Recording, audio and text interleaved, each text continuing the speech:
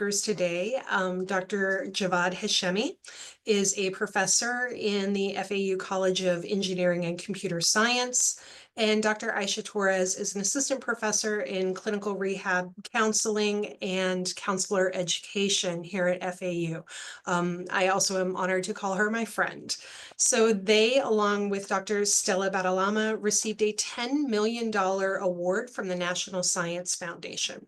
This 5-year project, entitled Advancing Career Choices for Employment Success in Technology, or Access Technology, assists individuals with disabilities nationwide to acquire certified skills needed for entry into high-quality technology sectors.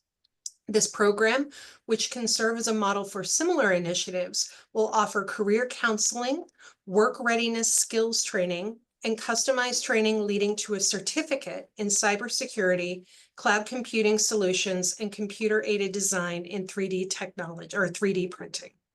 So I'm going to go ahead and turn it over to Dr. Torres to give us a little bit more background on how this concept came into being, how she collaborated with Dr. Hashemi and Dr. Badalama, and where they started from and where they're going. All right, Dr. Torres. Thank you so much, Courtney. Thank you so much for having us and having this very important discussion. Yes, we are very proud of this project, that the grant project, that the award we got from U.S. Department of Education. It's 10 million. Just like you summarized, this serves people with disabilities and help inclusive workforce in technology industry. So, I mean, how it started, I don't even know, Dr. Hashemi. Dr. Hashemi and I, we were just talking about grant proposals, and I had some project with some faculty in the College of Engineering, for example, Dr. Calva. We started a very good collaboration, and then the ideas grow from one research. As you know, as you get more one grant, you can build another grant on that. So we follow that path, and this open communication was so open between us. And I have to say this, but Dr. Hashemi's approach and being so approachable to collaboration was amazing. Like, we would just email each other once a week minimum, even prior to start this grant process. And then Dean Badalama was just, added in these conversations. And, I was so amazed how great of a team we became. And then once we had this announcement for the Department of Education, we sit down and we said, we can do this. And it was 3 weeks of a time period. We wrote over 45 pages of proposal together. And I was actually away for my vacation. That's how we do vacations. And we put this grant together as a team. And of course, University of Wisconsin is our sub-awardee institution, and their team was helping us. So this is not Dr. Torres, Dr. Hashemi. This is a big team working on this grant. In a nutshell, what do you think, Dr. Hashemi? Oh yeah, exactly. I remember that our collaboration started when we wanted to pursue a big center together, and we with the College of Education and College of Nursing, it was a huge idea. And what was very impressive is that I contacted maybe 10 or 15 faculty from different colleges. And at the end, it was Ayse, myself, and another person that we really started working together and submit that concept. It was a very eye-opening and very kind of a state-of-the-art concept. It was very challenging. But anyway, we didn't get selected. But out of that discussion came ideas that, we pursued. For example, Ayse, I made sure that Ayse meets one of our faculty, Harry Calva, and they teamed up. and they submitted a proposal to NSF, 600,000. They recently got. We also work together with Palm Beach State. We just got another grant with Ayse and Palm Beach State, similar to these areas. And then this really huge opportunity, which Ayse brought to me and said, look, this opportunity exists. Do you want to, because it's a combination of technology and student with disabilities, it was a natural combination. We got to work. We have very easy communication. We kind of bounce ideas off of each other, and the ideas get better and better and better. And eventually we had a plan, and we started working and submitted a very, very good and thorough proposal. And luckily we got selected. So that's how it came about. I think the first time we started working together was 3-4 years ago, right? And Right. it has been the culmination of all these interactions that this success came about. So I think out of what Dr. Hashemi mentioned, I want to highlight something for this group. This grant proposal, a 10 million grant, was not our first attempt. So it comes with actually building relationship and like just continuously working on different ideas.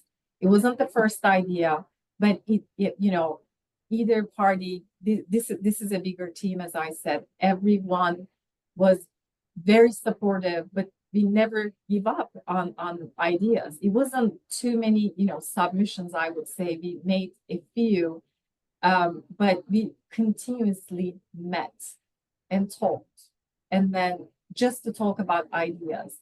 So I would say that this building relationship takes time, but as a result of that, the success comes with it.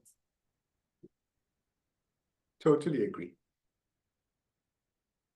And so could you talk a little bit, because you have obviously very different training, very different epistemological views, and quite honestly, probably different ontologies as well. Could you speak a little bit to how you reconcile those when you're coming from counseling and engineering, where you have a discipline that's maybe a little bit softer around the edges versus engineering that is, there's very little room for abstraction.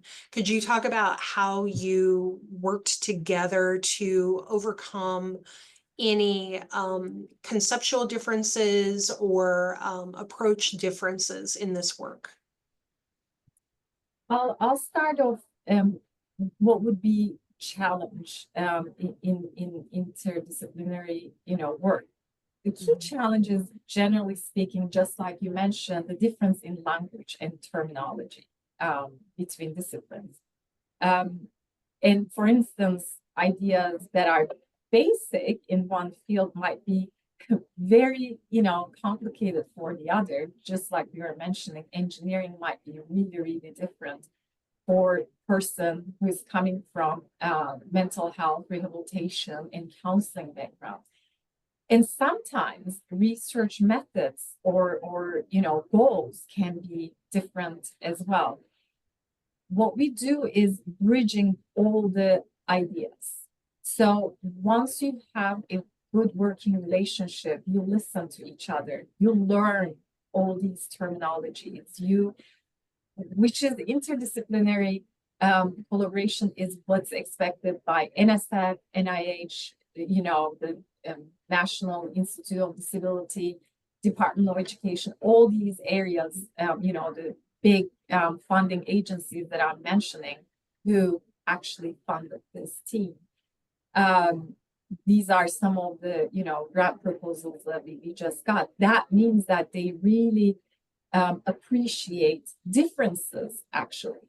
So we found a way to make these differences to be our biggest opportunity, not actually a challenge. It is at this point if Dr. Hashemi mentions something, and I don't understand, that's actually not a challenge anymore, because this difference make our team very rich. And, very recently, we're working on another proposal built on what we have done.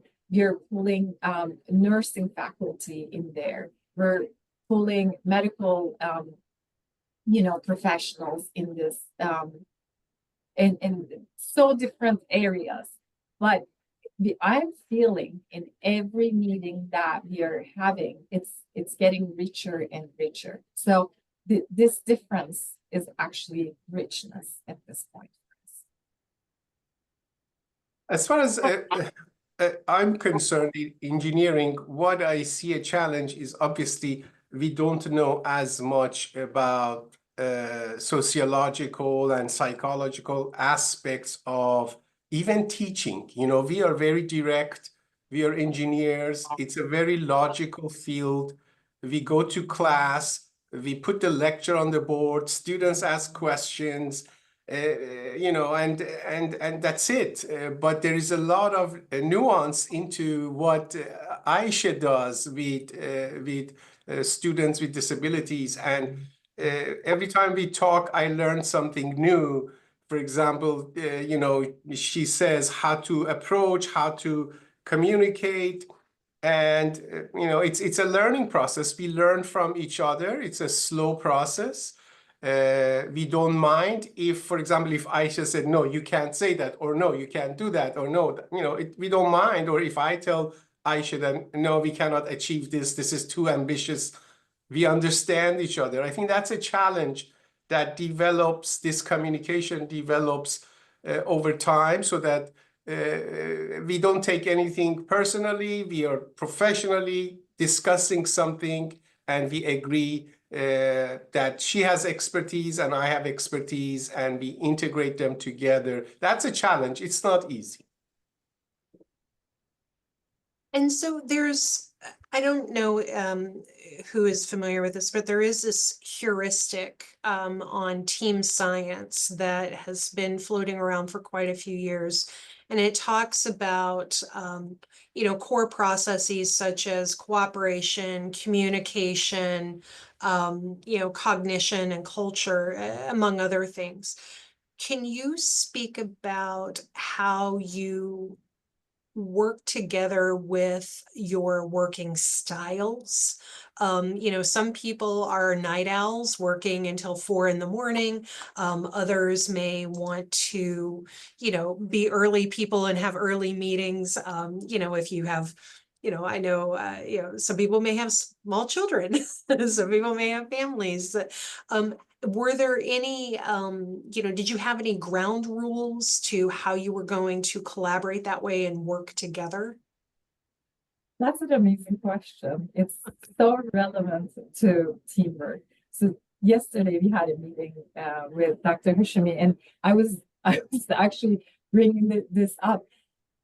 In our collaboration, I have to say that we didn't even have to talk about it. Both Dr. Hashemi and I, we respond emails within, an hour, 15 minutes. And then we make ourselves available for any question. So this is not expected from everyone in the team. I understand that. We're just, I want to say, lucky that we both have almost, very similar approaches to work. So if something needs to be addressed, neither of us really, sit on it. So we're just very, on top. But I totally understand and respect that not everyone would come with this approach. I mean, I have worked with other people that, this might look very demanding, or, it's even to the point that it may, but just in this collaboration, we didn't have this problem. It was very easy, for both of us. Communication was just flowing. We never have to come up with ground rules, or And I think that the most important thing is the respect. So if I know that I don't get an email or response or something, I would, respect to that. And I know that, Dr. Hashemi would do the same thing. Just, out of sometimes human beings, things may happen. It's not like avoiding an answer. But I mean, specific to this collaboration, we're very, very fortunate that we have almost the same professionalism or approach to work, because I want to highlight this. This is not any teamwork. We always work with the deadlines. I know at time Dr. Hashemi emailed me, do you want to go after this grant proposal? It's just the LOA, like, letter of intent is at 1 page. Due by 5 p.m. Would you be able to do it? And we are talking like 1 p.m. You know what I mean? So it's always the deadline. It's not always this dramatic, but we always talk. If it's possible, we go for it. If it's not, then we move on to the next one. So what do you think, Dr. Hashemi? Yeah, I totally agree. We do have very similar work habits, but Ayse is more intense than any other co-PIs, co-investigator that I've had. And I have learned that, okay, the rate of response has to be rapid so that we can work well together. So maybe I'm a little bit slower than Ayse, but I have adjusted a little bit to make sure that, we are successful. The thing is that we both want success, and we both know that, if we are successful, we can grow this program to bigger dimensions. And to achieve that, we have to adjust to each other. And in this particular case, I feel like I have adjusted to Ayse's style a little bit, and I'm perfectly fine with that. There are some people who may be a little bit slower. We adjust to that also. We have another collaboration. We were talking that, the responses are not as rapid, but it's okay. We adjusted. We understand that everyone works in a different kind of a rate. As long as we produce what we intended to produce in the form of a proposal or, some task for a project, that's okay. We can deal with anybody's style. I think people have to be flexible. Well, I'm certainly glad to hear that Dr. Torres is keeping you on your toes, Dr. Yeah. Somebody has to. That's my friend. And so to kind of go off what you were saying, as a team, what could you say some of the challenges are when you do have other collaborators that maybe aren't, doing their part or pulling their weight or providing you with, the input that you need to meet those tight turnarounds? I know that, clearly this is not an issue for this team, because you two are like peanut butter and jelly, but I know that we've all been in group projects where you have that one person that's kind of dragging everybody down, or you have one person that's doing all the work. Could you talk about maybe how you would approach a situation like that, either as a team member speaking to another collaborator, or if it's one-on-one, and it doesn't have to be specific to your experience here, obviously. Dr. Hashemi, do you want to go first? Yeah. So there are situations where, you form a team, and one member of the team, for example, may be a little bit slower than the rest.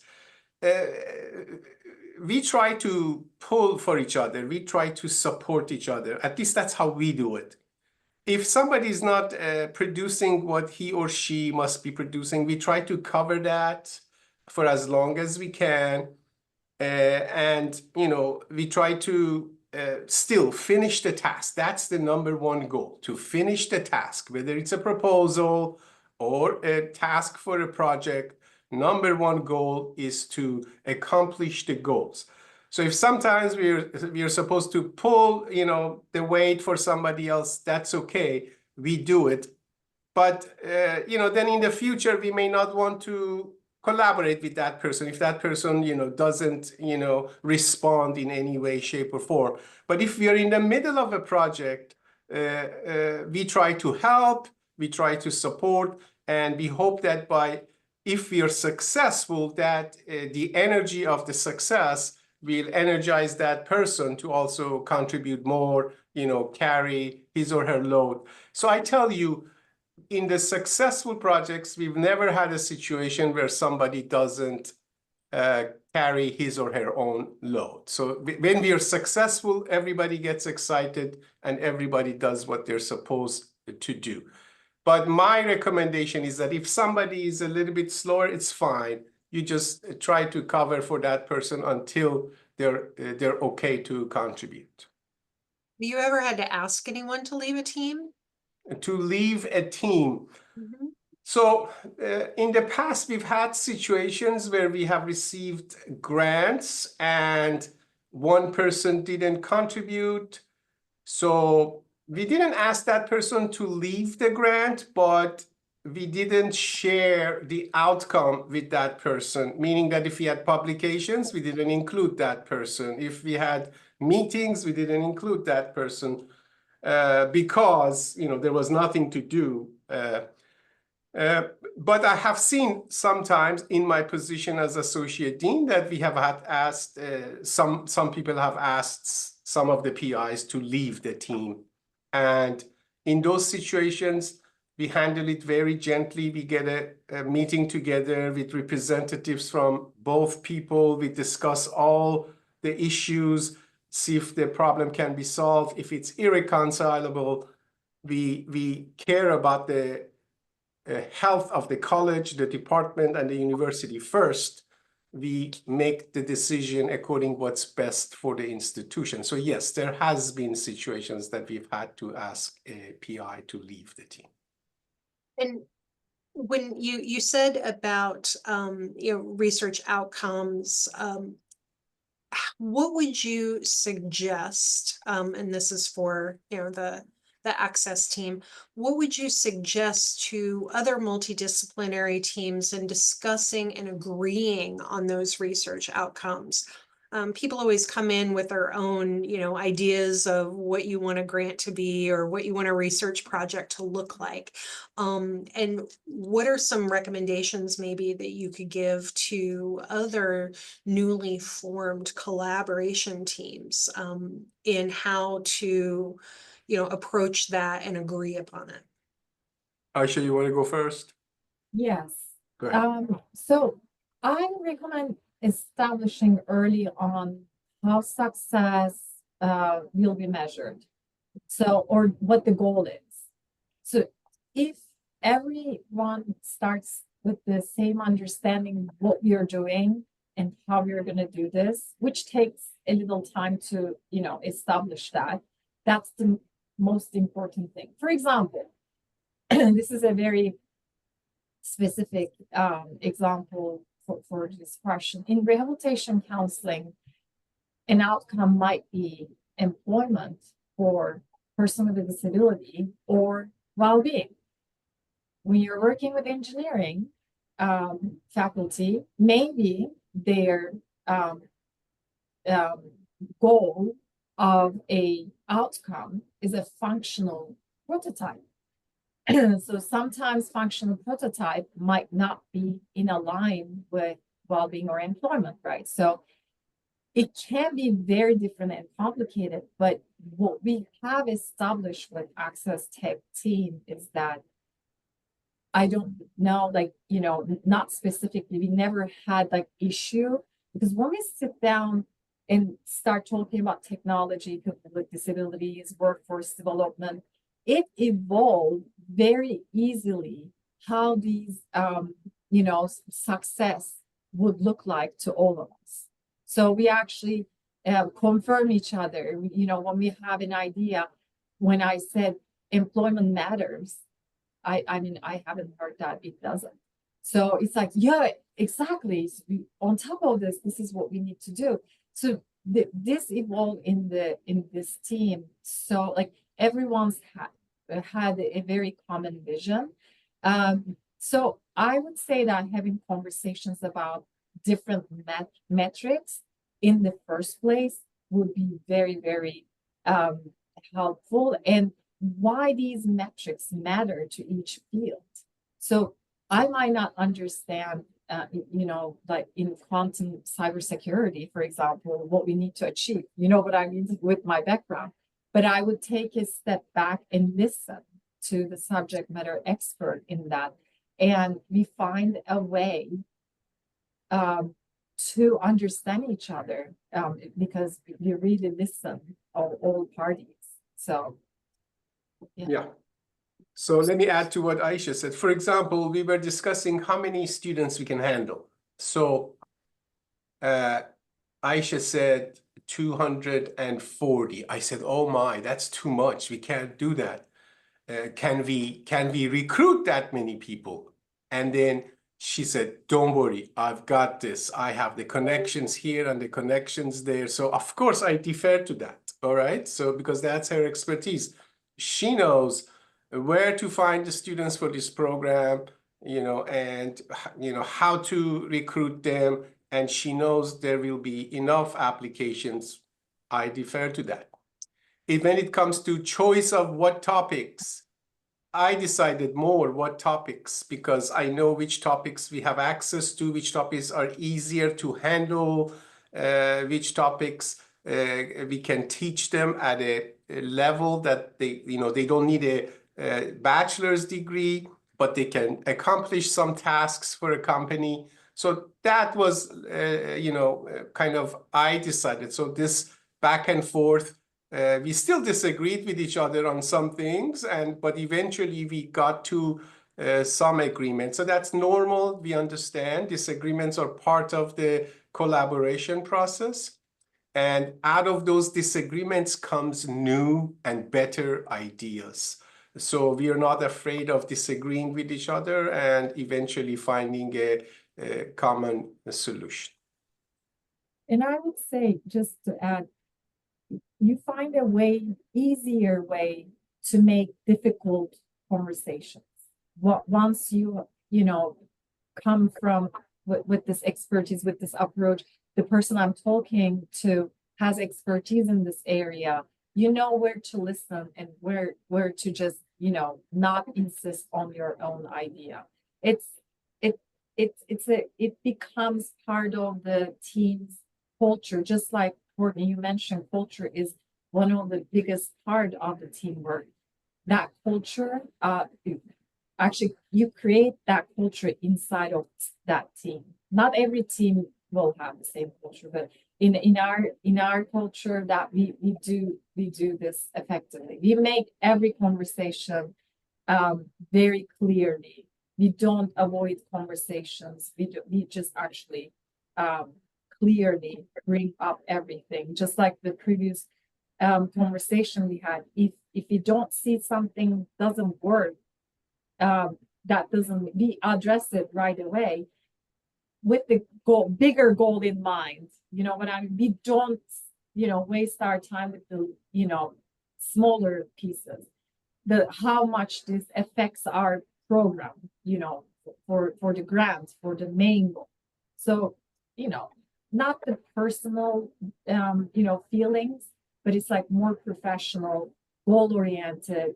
It's more straightforward, and make these conversations right away and make a decision. Are we just moving forward, or are we just gonna stay on and try to tackle this issue? And so quasi-related to that, and I know that you are just ramping up everything. You got awarded at the last year in the last quarter, but have you thought about, or do you plan on thinking about, how you are going to disseminate your findings?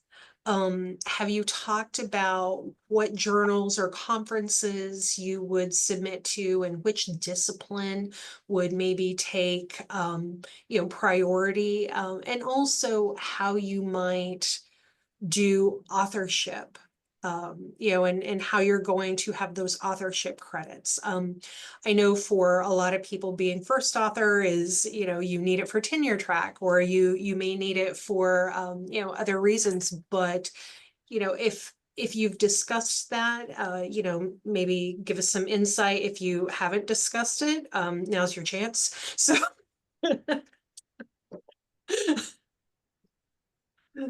So this is actually very, you know, like all the questions, it's very important. So I believe that the workload and how much we handle is like among each other. We make that very fair share, and we take turns, and we make the conversations open. So, for example, if I'm going to handle something more counseling, and, you know, focus, I would bring this up and I would say, I would like to lead this study, and I would like you to do this, and we can add 2 other people because of their expertise, and this is the sections of a manuscript to the address. So it's that clear. That's mostly my approach. Like, I want to feel like if I'm inviting someone to work with me, I have very clear expectations, and I would expect that person to say, yes, I can do this, or I cannot do this. You know, it can happen that they may say they are going to, but they may not end up. But just generally speaking, that, you know, ideally it doesn't happen. So in access technology, we make decisions very strategically for our next steps to effectively serve to our bigger purpose. So we never have discussions where engineering versus education, or, you know, counseling versus this. It's just, as I said, we are very fortunate with having this approach. We never had to have this. For example, Dr. Hashemi says, hey, I found an amazing special education conference. What do you think about this? And then I say, hey, rehabilitation technology groups that I have colleagues, some other universities are attending this. What are you thinking about that? So we actually reach out to our, you know, each other's field, and you know, try to understand more what to contribute to our work. So for Access Tech team, I would say that we focus on the community we aim to engage, other than personal goals and careers. Obviously, everyone has career goals, and that's good, but our success will credit for all of us. So, like, that's our approach. It's not like me, or, you know, once you have that in the team, I don't think these really, you know, happening. But I just don't want to generalize this. We're just fortunate to have a very good team. For example, rehabilitation and mental health research, we, you know, prioritize some journals and conferences that bring together practitioners, policymakers, and researchers.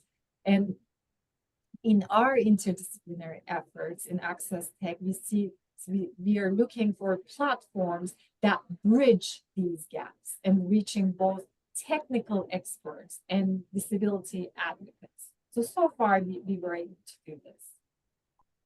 Yeah, from my point of view, we are supporting, College of Engineering has a supporting role in this grant. We understand that knowledge of training of people with disabilities takes the front seat in this project. The goal is to train people with disabilities. So we understand, both Stella and myself, we understand that Ayse is the expert. So we expect a majority of our publications to be led by Ayse. So we don't have any problems with that. We think that that's better for the team. Ayse is the PI. She should represent the project as a leader. So we understand that it's not a problem, and we don't expect anything else. Now, sometimes maybe if it's a paper that we write that talks about the technicalities, the technology, then maybe Stella and I will lead. But we understand that majority of the publications will be important to the field that Ayse represents, and we don't have a problem with that. I think it's a quiet understanding that we have. We don't even have to discuss it. It makes sense. It's logical. So we don't have an issue. I'll give you an example of other things that may be related and are important. When we were developing the proposal, okay, it's a $10 million proposal. So how do we distribute the credit? I think it took 3 minutes. And we said 50-50. How 50-50? 50 College of Education, 50% College of Engineering. Then we said, okay, but in the College of Engineering side, we have 2 PIs, Stella and myself. It took another 30 seconds. It's okay. So that means that the 50% of the College of Engineering will be divided between 2. So that means 50 Ayse, 25 me, and 25 Stella. Done. Makes sense. You know, everybody gets credit. My point is that, you know, discuss all these things ahead of the game so that there are no problems later on. Everybody agrees, and you know, don't worry too much about the credit, but it's important that everybody gets credit, but don't worry too much about the numbers. So this is another thing that I remembered and I just want to share. That's fantastic. Well, one more thing that I want to add, that it's my fortune that I'm working with the Dean of Engineering and the Associate Dean of Research in the College of Engineering. So not because these roles make anyone anything but wealth of experience.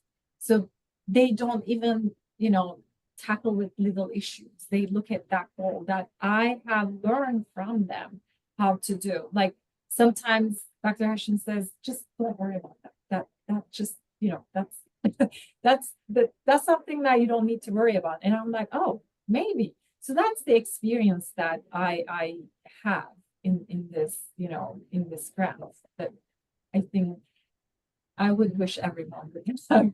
It's such a lot to have. Well, that's really all the prompts that I wanted to ask. Things that have come up and, you know, when I've been working in collaboration. So if it's okay, I'm going to go ahead and open the floor. And if anybody has questions for our guest speakers, you know, don't be shy. Ask now. This isn't your only opportunity, but it is an opportune opportunity. So please ask away. They are clearly very open and welcoming to giving all sorts of advice.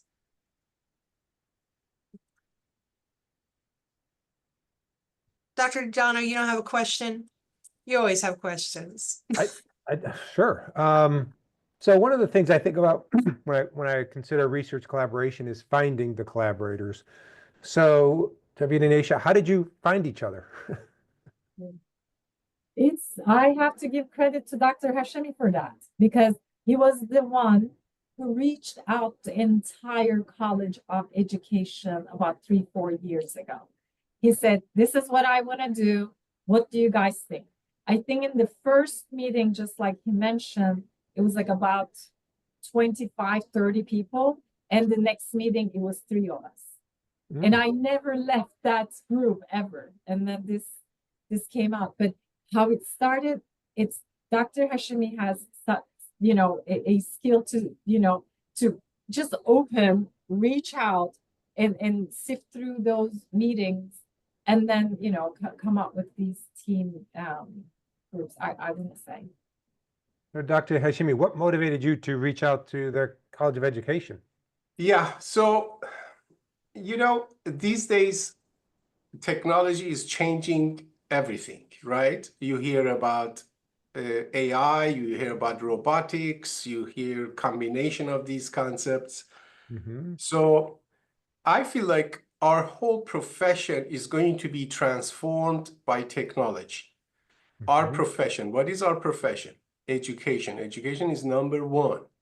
So I felt that we have to have a very close relationship with the College of Education to integrate technology into our education, so we are ahead of the curve, so we are not following others. You know, we talked with Ayse a lot. This is kind of our vision. we want FAU to be a leader in technology-centered education. We're going to use virtual reality, extended reality. We're going to use holographic systems. Eventually, that's our goal, right? We've talked with Ayse with excitement about where we see us going. So I think Ayse and I kind of hit it off on this topic, this connection between technology and education. And because she's into workforce training and we create the workforce of the future, I think that was a natural collaboration with us. We have a similar relationship with College of Nursing, for example, with College of Medicine. You know, our thing is technology, and I think technology is going to impact or influence every field. So I think there is opportunity for research in all. So that's how we started. Mm. So So- Dr. Lopez has a question. I'm sorry, Dr. Delano, did you have Oh, another? go ahead. No, go ahead. Dr. Lopez, go ahead and ask your question. Hi there. Thanks for the conversation. I am part of a research collaboration with folks from another institution, and we're just starting up. We're setting up our monthly meetings for the large group. And I'm wondering if you can share some of your processes for those meetings when there's, you know, different folks that need to check in about different updates and aspects of the collaboration. Is there some advice you can offer about a good way to structure those conversations? Thanks. It may work different teams differently, because just like Dr. Hashemi was saying, if I have a question in my mind, I don't really wait for a structured schedule to reach out to team members. This partially that makes my approach more intense. I just reach out.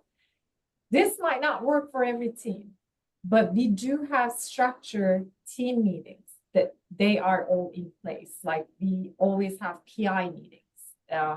Dean Batalama, Dr. Hashemi, and I, that's our overall monthly, you know, meetings. And then there are other key personnel meetings that everyone brings what they have. But Dr. Hashemi and I wouldn't say we have a structure. We have work to do. So thank God we have both have the same approach to this, because I'll tell you an example. Not every, I mean, you can try to do all structure in the world, but when you're dealing with a grant project this big and a federal agency as your sponsor, I got a program officer email saying, close of today, I want these 5 questions to be answered. So I had to work on it. And that wasn't the only work I had that day.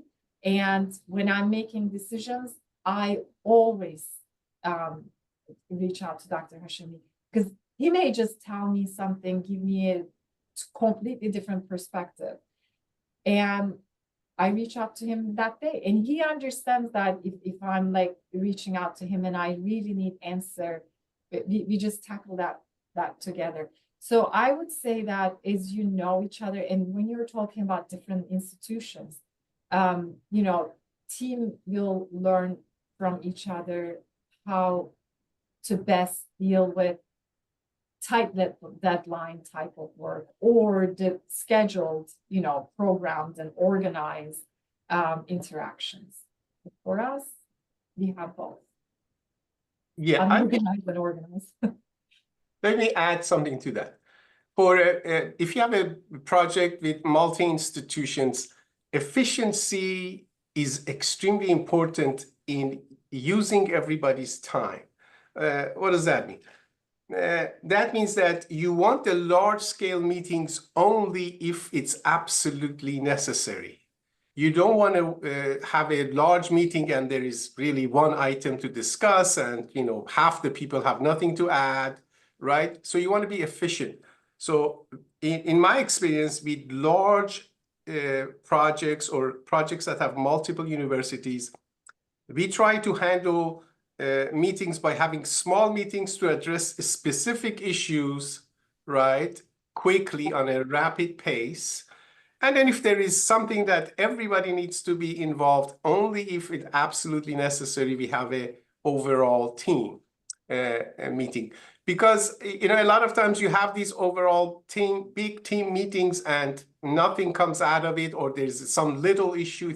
If people feel like it's a waste of time, it's not effective. So my point is that only meet when necessary, and you must have specific items that everybody contributes to, and it's, you know, productive. Productivity of the meeting is really important to sustain it. Otherwise, people lose interest. I think that's my point of view. And if I may, this is, you know, not related to actually doing the work, but starting the work.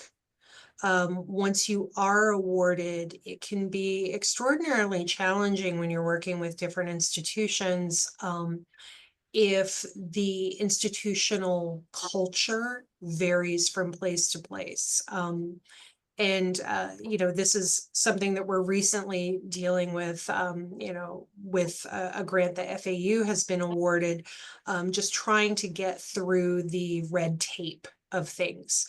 I think FAU is extraordinarily lucky that our research administration, and, you know, I'm going to brag on us a little bit, and I don't just mean research integrity. OSP contracts, getting, you know, everyone within the division of research is very open, very willing to be solution oriented, and not all institutions have that. And if I can actually, Tarsha's still here. I don't know if she's listening though. But you know, Tarsha Jones and I had worked on one of her awards and trying to work with multiple institutions and get things set up. And so that can kind of sidetrack you a bit. So it's best to have those conversations with your institutional research administrators as well, and see what they would need up front so it doesn't delay your work. Because once that clock starts, I mean, you're working against the clock, and you don't. Yeah, we can get no cost extensions, but you know, you want to get your work done. So I would encourage your you know, external institutional partners to talk to their research administrators upfront and decide what you need at the get-go. And sometimes teams don't work. So yeah, I mean, they're not good fit to each other. You just have to embrace that can be the fact. So there are some, you know, colleagues that I'm sure everyone has that you don't see, even though there are common areas you guys can work, but it's just, you don't see an effective team work happening. So you just move on. And I guess, you know, you look for the other opportunities. If it doesn't work, it doesn't work. Have you ever had to dissolve a team? Dr. Hashemi, I'm gonna let you answer that question. Yeah, so when I was at Texas Tech, there was a situation where before we put a lot of time to submit a proposal, and we ton of work. At the end, there was disagreement, and we realized that we cannot overcome those disagreements, and we dissolved the effort, which is really a shame, because people put a lot of time, but sometimes you see the writing on the wall that this, even if this gets funded, it's going to be a mess, and that's what we felt. And in those situations, it's better not to pursue that kind of a relationship. So yes, sometimes that happens. At FAU, I haven't had that situation. But some places it may happen.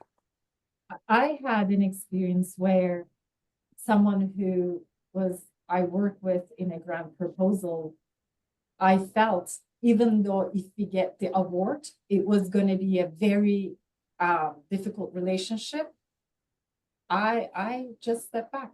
You know, sometimes getting a grant not getting that grant might be a good thing for you. So it's, you have to think about your well-being, whatever the approach, whatever the professionalism you have, whatever, sometimes not having in those teams better for you than, setting up your, and being part of another team. So I had to step, back, and I said, I'm sorry, I can't work. And I said the reason why I cannot work. So being open is a good thing. Agreed. Are there any other questions for our guest speakers today? Yes, I have one on the tail end of that. What advice would you give to someone who didn't have these communications up front and say they did get the grant and they did do the research and, they're at the tail end, but they never discussed authorship or anything like that. And now they're fighting over who gets the credit and who doesn't. I know you mentioned before, don't worry about the credit, but at that stage of the game, the stakes are a little higher. So what advice would you give in a situation like that? Right. So let me answer that carefully. I said, don't worry about the credit, meaning that discuss it, but don't worry if you get 35% or 25%. That's okay. Because there's so much more that you can get out of that project, that credit is just one thing. But discussion of what to expect from each other in terms of authorship, in terms of this, if that relationship is new, it's very important that you set everything in advance. For example, Ayse and I have been working together for a long time. We understand each other. We don't have to discuss this. But if I start a new relationship with somebody else, I will be very careful. I say, okay, here's how we're going to do it. Here's how the authorship, I will lead one, you will lead one. Do we agree? This is how we distribute the credit. This is how much money you get, how much money I get for our students, blah, blah. All of that has to be clear if it's a new relationship, so that there is no, everything has to be written, everything has to be agreed, and then you move forward. I do not recommend to move forward with a relationship without discussing all of these things, especially if it's a new relationship. You must get to know each other first. You must have expectations. I think that's my opinion.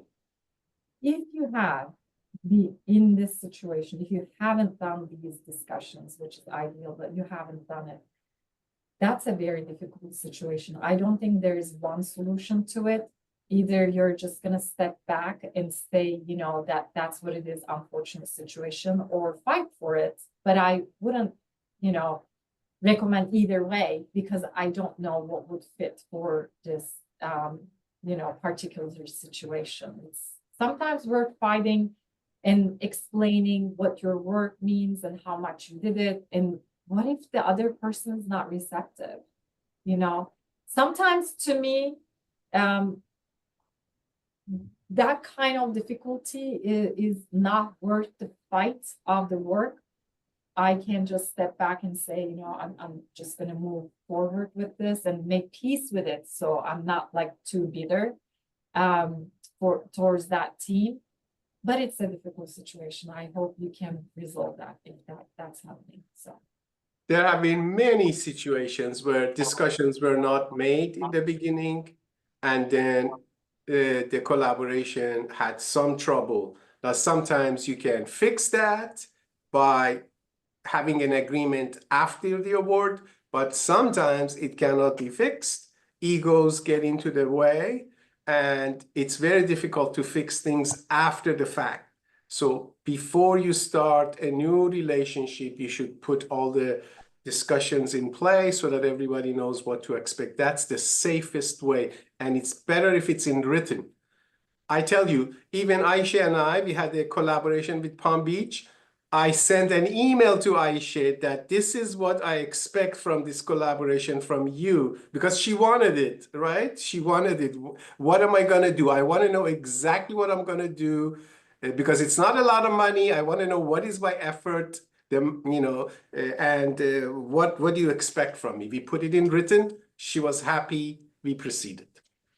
I had a first-hand experience giving a lot of responsibility without any credit, not about tech, access tech. I enter every single team work with that agreement that, Dr. Hashemi is explaining. I say, what is that you're expecting from me? How much time you want? How much money you're gonna pay for this? And what is it that the context you want me to? So without that, I would never be in a group. I can volunteer my time for things that I think it may come, bigger goals, but I strongly suggest that you would do this. Yes, I agree. That's you. amazing advice. Thank you. So we are at time. Two things before we go. If you are working in a collaboration or want to work in a collaboration and want to get funding, we have our Director of Research Development here, Dr. Alice Meal. Alice can certainly help guide you towards funding that will meet your research team's outcomes, goals, and objectives. So please do not hesitate to contact the Office of Research Development. They're incredible. They can certainly shepherd you through the process. The second item is, some of you may have seen, there is a responsible conduct of research needs assessment survey that has been launched this week. Please take about 15 minutes of your time to do the survey. If you've not received a link to the survey yet, we will send it again and again and again. So please do the survey so we can continue to improve and offer these types of sessions, different policies, processes, and guidance to help support you in your research endeavors. So a very heartfelt thanks to our guest speakers today, Dr. Torres, Dr. Hashemi. Thank you so much. Please express our thanks to Dr. Badalama as well. Congratulations on your award. This is quite an achievement. Thank you so much Thank you. all for Thank your you. time. All right. Thank you all. Have a great day. Bye-bye.